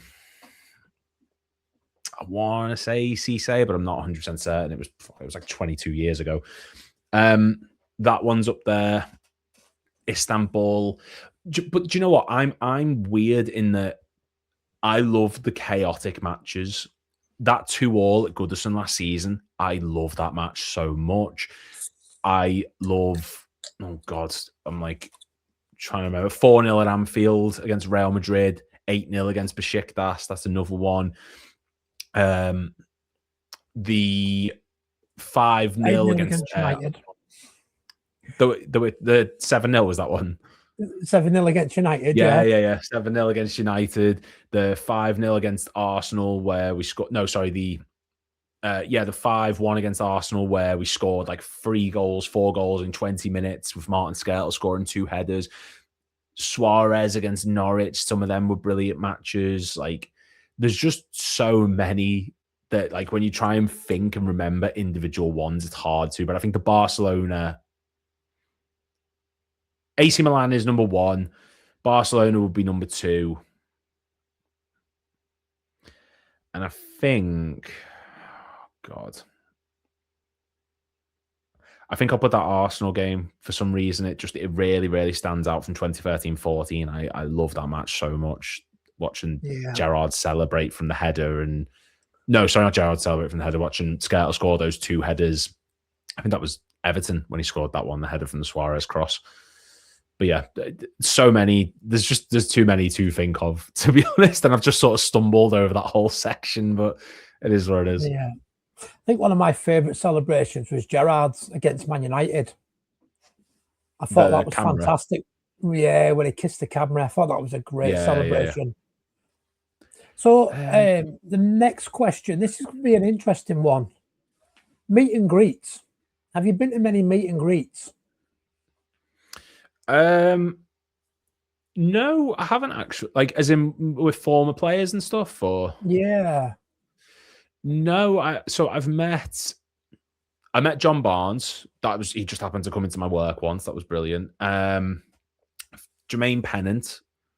I've done stuff with him on TalkSport. I don't really go to them much. I need to more, but like I said, because I work really weird, I tend to work like every weekend. That tends to be when they're on. I don't really do many of them. I've not been to ones. There's players that I'd love to go see, but the players from before I started watching, so I'll happily listen to them, but like I haven't got that same sort of connection with them. Like, I missed out on meeting Gary McAllister and Bruce Grobbelaar a few months ago, and I just missed them, which is really annoying. But no, I've never really done them, to be honest. No, I was supposed to go to one with Bruce Grobbelaar, but then he pulled the plug on that, and I went to one with Neil Ruddock, which was really good. I really enjoyed that. And then when I was younger, I worked at a local, when I say local, it was at the time, Lakeside Hotel, which is like a 5-star hotel in the lakes. I worked there, and I ended up doing my apprenticeship, what do they call it? Like my college course. And I got based at Blackburn Rovers. And I was working on the bar there, and I got based Champions League game. I think it was it Celtic, Blackburn and Celtic. That was a good night. So I was going towards the lift, and Alan Shearer, Gary Lineker, and all them lot walked right past me. It was brilliant. Didn't talk to me or anything, but yeah, it was really good.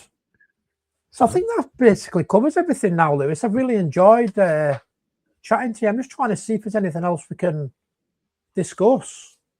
Unless there's something you want to discuss. No, not particular. I mean, this is the thing, and with Liverpool stuff, you can just go on and on and on and on. I'm still trying to think of matches I remember, to be honest, because I completely butchered that whole part. But yeah, there's too many things to discuss really with Liverpool, and there's like favorite players, favorite goals, favorite this, favorite that, blah blah blah blah. So what about your YouTube experience then? How have you found that in general when you first started? Yeah, have you had much hate? Nice. Things like that. What's your experience been like? I've loved it. I'm annoyed I don't have more time for it, because I love doing it, and it's something that you've heard me here. I can talk for fucking hours, man. I can just go on. It's like I've had Ridderol or whatever it is, or Ritalin or whatever the thing's called. But there is always going to be people who comment stuff. There's always going to be people who give shit. The end of the day, I just look at it as they've heard of me. I've never heard of them. So if they want to continue to give grief, if they want to put things in, let them. They have the power to say how they feel. I have the power to block them. So I love doing it, though. it's something like I've been doing this for 2 years now. I've done some great things. Obviously, I do Red Men. I go on BBC. I've been on TNT Sport. It's a slow build, but it's something that's just fun and enjoyable to do. And it's a nice sort of like, it's an outlet, if you get me. Like I work full time. I've got a house. I've got a mortgage. I've got a wedding coming up. I've got like a family. Like there's all sorts of things that depend on me to make money. So I'd love to quit my job and say, right, I'll do this full time, but it's not feasible. But the joy from doing this is just, there is no comparable thing to it. And it's great. And I really enjoy it. And if people love it and like it, brilliant. That's superb. If they don't, fine. It doesn't bother me in the slightest. I will just block those people, mute those people, let them say what they want and deal with it. It's just, yeah. And I think with Liverpool, there's such a broad spectrum of things you can discuss that I am never going to run out of topics. You are never going to run out of fans to talk to. There's just a endless conveyor belt of different stuff to do and talk about and discuss and look to and look back at. And, you know, this isn't a club that's been around for a year. This is a club that's been around for over 130 years. So there's so much to talk about. And it's something that I'm just passionate about doing and wanted to do. So I thought, fuck it, why not? Give it a go. See how it goes. I think the good thing about YouTube as well is they've got 2 new features now, haven't they? They've got the hide from the channel, which I absolutely love. I think that's brilliant. I think that's better than blocking people, because people actually still think that they're on the channel and people can see them, but nobody can even see them. Yeah. You know, your community can't see them, you can't see them. But them silly bastards are still talking to themselves because they can still see their comments, can't they? Yeah. And it mixed in with everybody else's. But what they don't realise is nobody can see them. I think that's great.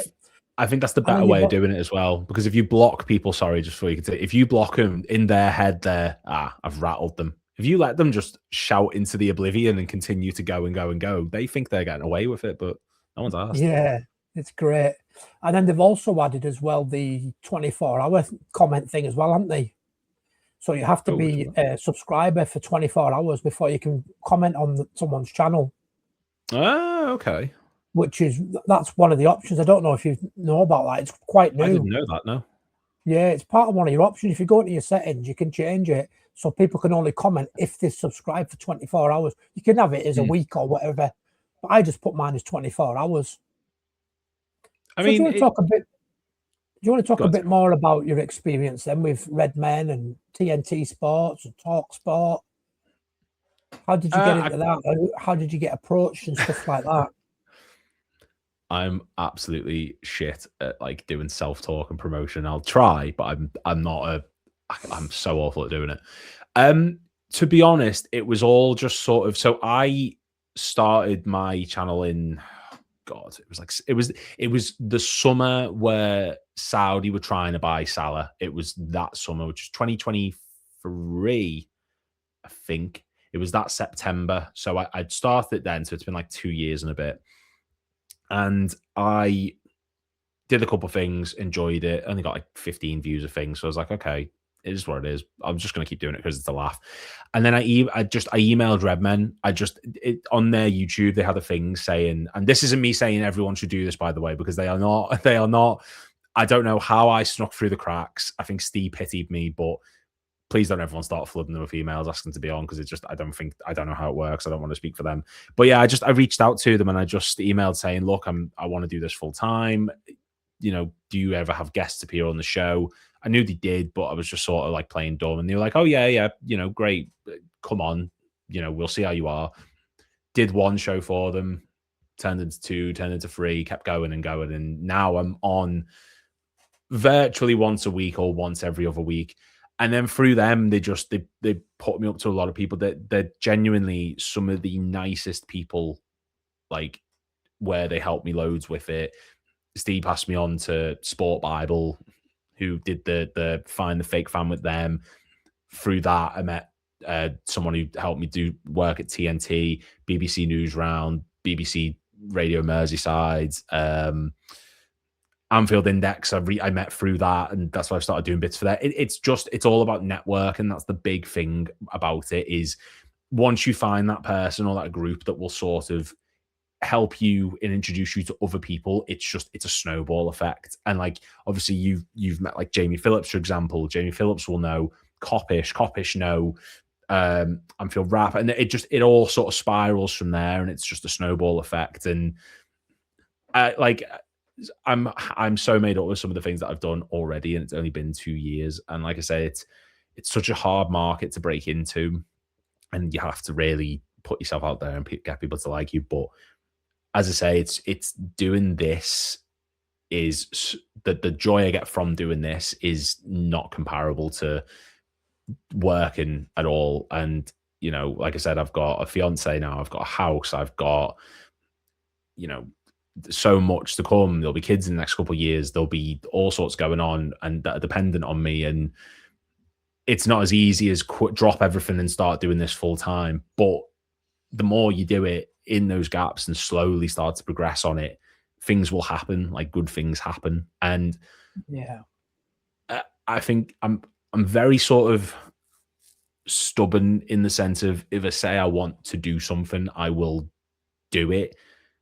And if I say I'm going to do this, I'm determined to do it. If it works, brilliant. If it doesn't, it doesn't. That's just the way life is. But I enjoy doing it, and I enjoy talking about Liverpool. I enjoy interacting with great people like yourself and Redmen and Anfield Index and Jamie and Born and Red and Flav and all these other wonderful people I've met. It's fun because it's a community.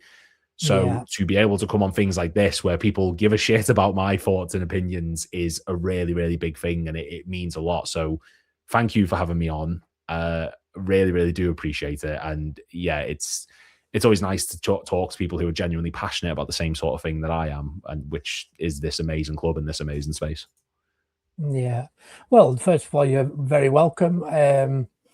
And second of all, I just love listening to people's stories. That's why I created this podcast, whatever you want to call it, video series. There is a podcast as well, which is on Spotify and Amazon Music as well, the Spreaker.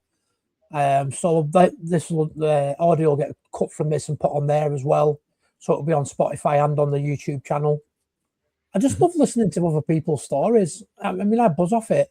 I could sit here for hours and hours and hours and listen to people's stories and not even say anything, just occasionally say, that's good. Do you know what I mean? I just love it. Yeah. I think I just love listening to what people, because obviously I've lived quite away from Liverpool.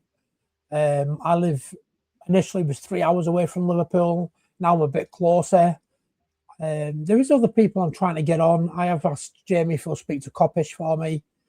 I've been speaking to Abby, who you'll probably know quite well. Yes, yeah. Abby's lovely. I've been speaking to her. She's going to come on when she gets time. So there is, bits and pieces come out. I've messaged Chloe as well. Whether she'll get back to me, I don't know. But there's plenty of stuff coming up. It's just, and again, I work full time as well. I've got 3 kids. I've got my wife as well, and it's fitting everything in, isn't it? Yeah. It's so hard. Yeah. So I think. Go on, sorry, Lewis. You carry on. I'm just looking. Oh no, I was just agreeing with you. It's just it's just it's a lot. Life is just a lot with trying to find space and time. Yeah, exactly. So shall we finish off with your Premier League all-time Liverpool team? I'm happy to. Yeah, not a problem with me. Give that a go. Problem is, I think a lot of it does just sort of pick itself now, innit? Because it does, doesn't it? Right. We'll go. I mean, Alisson goalkeeper, of course. Left back, I would have to go Robertson, because as much as we, I love Risa, but Robertson is, Then it's Van Dijk, and then I'm gonna say Sami Hyypiä. I know Carragher, of course, but I think Sami Hyypiä was such a figurehead of that back line at the time. Came in '99, a virtual unknown. We only signed Sami Hyypiä because one of the camera operators for Liverpool went to Finland to watch a club play just on the off chance on holiday. And he went to the sporting director at the time, Liverpool, can't remember the exact name, but he said, like, this lad is brilliant. You need to look into him. And that's how we signed Sami Hyypiä. I think he was so pivotal for those 10 years that he was there before he left for Leverkusen. Was it he left for? He left on a free. Him and Van Dijk at the back, and then right back, it's got to be Trent, because we're not particularly blessed with right backs. I know Steve Finnan is one, but I think Trent was, say what you want about the manner of which he left, but that passing ability, he is the best passer I've ever seen at Liverpool. Like, better than Gerrard. So before we move on, how did you feel when Trent left? Well, it's difficult. Obviously upset, because we do want to sort of paint this image of the local lads are here to stay. They don't want to go anywhere. But Trent was a very ambitious player. And I think when he did that interview where they were like, what would you rather do? Would you rather win the Premier League? Would you rather win the Ballon d'Or? Would you rather be captain for Liverpool? And he said Ballon d'Or. I think that immediately just went, right, it's Trent's for Trent, which is fine. I think with the benefit of hindsight, because it's not gone well at Real Madrid, we can all sort of sit here and say, you know what? He did what he thought was best for his career. Real Madrid is a massive, massive club, the biggest club in the history of the planet, debatably, alongside Barcelona. I get why he did it, but it didn't soften the blow. And I think one thing that really pisses me off about it more than anything, watching that Leicester celebration back, where I was like, you little shit, you know you're going, you know what you're doing. Don't start celebrating like that to the crowd and taking the kit off and putting it on the flag and doing all that. Like, just no. Admit you're going and be gone with it. So I was hurt, and I'm still hurt now, but I can understand why he made that decision to do so. Yeah, maybe. I don't think he should have left. I don't think he's done that well at Real Madrid. No. So before we move on to your midfield, I think we should give an honourable shout out to one centre back, and I think Joe Matip deserves a shout out. Yeah. Because I think he is one of the most underrated centre backs, probably in the Premier League era. I think he was fantastic, and for me, he's the one who brought the let's run with the ball out of defence to this club, really. Yeah. He made me laugh because he was like a giraffe, wasn't he? Cameroonian giraffe. He had big long strides, didn't he? Was it Leeds he scored that goal against? He runs out from the back and he passes it off to someone and they pass it back and he scores. I'm sure it was Leeds. I think it was Leeds. That was a great goal, wasn't it? Yeah. I can't remember the year. It must have been like 2021 or 2022 or something. But anyway. No, Joel Matip was great. And he came as well. He was one of Klopp's first signings when he was a free signing in 2016. Yeah. Played with like Sacco. Oh, no, he never played with Sacco. That was meant to be the centre-back partnership that everyone was raving about, and it didn't happen. He ended up playing with Lovren for a bit. And I think the injuries marred it ever so slightly, but he was brilliant. He was so good on the ball. He was so good in the air. And I respect as well the way that he's retired and then he's just gone, right, family now. Just, he's living his life. It's like what Finnan did. He's retired and he's just sort of went off the face of the earth. Yeah. Only making the odd appearance here and there. But he was incredible, Joel Matip. For a free sign as well, he's one of the best by a country mile. Well, someone was saying to me last time, I think it was the last one I did, that Klopp wanted him at Dortmund as well. But because he was at Schalke, they're big rivals, aren't they? So it didn't end up happening. So he's actually wanted Joe Matip for a while. Yeah. So your midfield. To understand. What midfield are you going for? Are you going for a 4-3-3 or? Yeah, I think I'd have to, because I think the attack pretty much picks itself to an extent. But 4-3-3, I'm not going to pretend like there's a set, like the one has to play defensive mid, one has to do this. I'm just going to pick the players who I think are best. I think Gerrard, obviously, he's number one pick. I'm going to go Steve McManaman. I think obviously I didn't watch him, but I've gone back. I've watched so much of his matches, so much of his ability, and he was superb for Liverpool. I know he had that little dip in his last season. The last game he gets clapped off against Wimbledon, I believe it was. I think he was incredible. And then... So what did you think about... I know you just said it was a bit before your time, but you've probably read about it. How did you feel when McManaman left to go to Real Madrid? Well, this is the thing. Like, because I wasn't there at the time, I don't have that sort of emotional connection to it. But I imagine it's how I felt with Trent. And again, in the same breath, this was a Liverpool team who McManaman left in 99, if I'm remembering correctly. 99, he was leaving. 99, yeah. Yeah, and at that point, that was a Liverpool team who Evans was coming to the end. Evans and Houllier were then both in charge. Fowler would leave literally 1 year later. There was no sort of... The squad was consistent of run-down players, and there was not a lot of sort of direction. So I get again why he left. I know he's the local lad, but it's Real Madrid again. And he was the first Bosman transfer. He was he broke the mold in that regard. He went on to Madrid as well, and he did great things. So for him, I get it. But because I don't have that sort of emotional attachment to it, I can just respect them as a player. And I quite like him as a pundit as well. I actually think he's quite good. Yeah. I haven't got that sort of attachment to it, which is like when I have kids in the future and they go, oh, what was it like when Trent went to Real Madrid? I'll be fucked off about it, but they won't care. And I think it'll be that same sort of thing. It's just, I get why he did it, but I understand why fans weren't happy that he did it. Yeah, exactly. And then I've just realised there's quite a bit of Real Madrid nicking our players on a free, hasn't there? Yeah. We've got Michael Owen as well.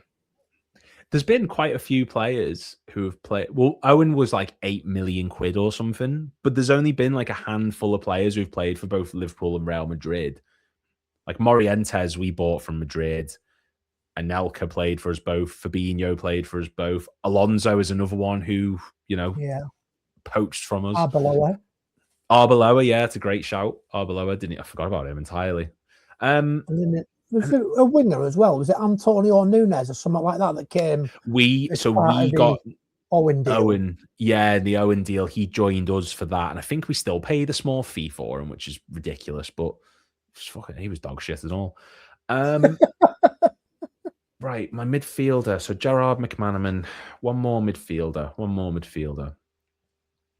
Because I was in my head, I was going to put John Barnes, but he was a midfielder when he was like petering out towards the end, so I'm not going to do that. I think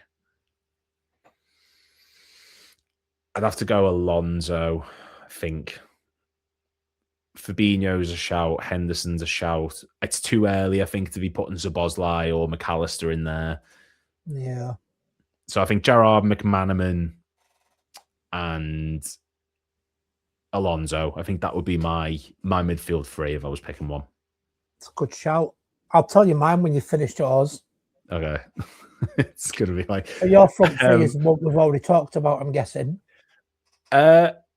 So this is where... So obviously Mane, obviously Salah. The conundrum I've got is Firmino is one of my all-time favourite top 10 players like ever. But Suarez is just undisputedly like what he did in 13-14 will never be replicated again. I just don't think he was out of this world levels of good. And I think I'd love to keep that front three all together, but I am going to say Suarez. I've never seen a talent in one particular season like Suarez. And even before that season, he was phenomenal. The goals he was scoring, the way he operated, the way he played.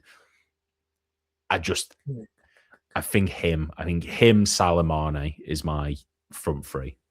Yeah, I think it's a strong front three. I think I'm gutted we didn't win the Premier League that season. Yeah. With the Gerrard slip and that. Absolutely gutted. Yeah. Because we deserved to win the title that season.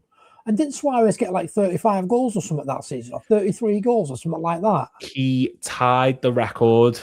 He got 31 goals. And I know he got the Playmaker Award, but I can't remember how many assists it was. I think it was like 14 or something. I can't remember off the top of my head, but he won the Golden Boot and the Playmaker Award. and like the PFA Player of the Year, and then you had Sturridge who scored 22 goals. Sterling was up there, Coutinho as well. Like, it was just a mental season. The fact that we didn't win the league in that manner it's just we had no defense. We conceded 50 goals. You know, it was like Skrtel and Sacco and Ali Sissoko and Glenn Johnson and John Flanagan, and we didn't have a defense capable of handling it. No. So my team is very, very similar to yours. So I went for Alisson, Trent, Matip, Van Dijk, and I put Risa in. Okay. I went for Risa. I'm not complaining about that. I'm happy with that. But I was a bit sneaky with it. I put Robbo stroke Risa. But I'm going to go. No. I'm sticking with Risa. Okay. I'm going for Risa. I loved him. Yeah. And then midfield, Gerard Alonso, Mascherano. Yeah. The Mascherano was only short, wasn't he? But what a midfielder. And then my front three, I've gone very similar to you. Salah and Mane, which I was tempted to put Barnes in there, but he was great before Premier League, wasn't he? Yeah. So I've had to go with Mane, Salah, and then through the middle, I've gone for God, Robbie Fowler. Oh, I'm Fowler, a massive Robbie Fowler fan. I mean, I've met Robbie Fowler twice. I met him in an airport going to Florida, and I also met him in Florida as well at one of the, I think it was Universal Studios. So I'm a massive Robbie Fowler fan, always have been. So that had been my front three. How did I forget about Fowler, man? For me, Robbie Fowler is the most gifted natural finisher this country's probably ever seen.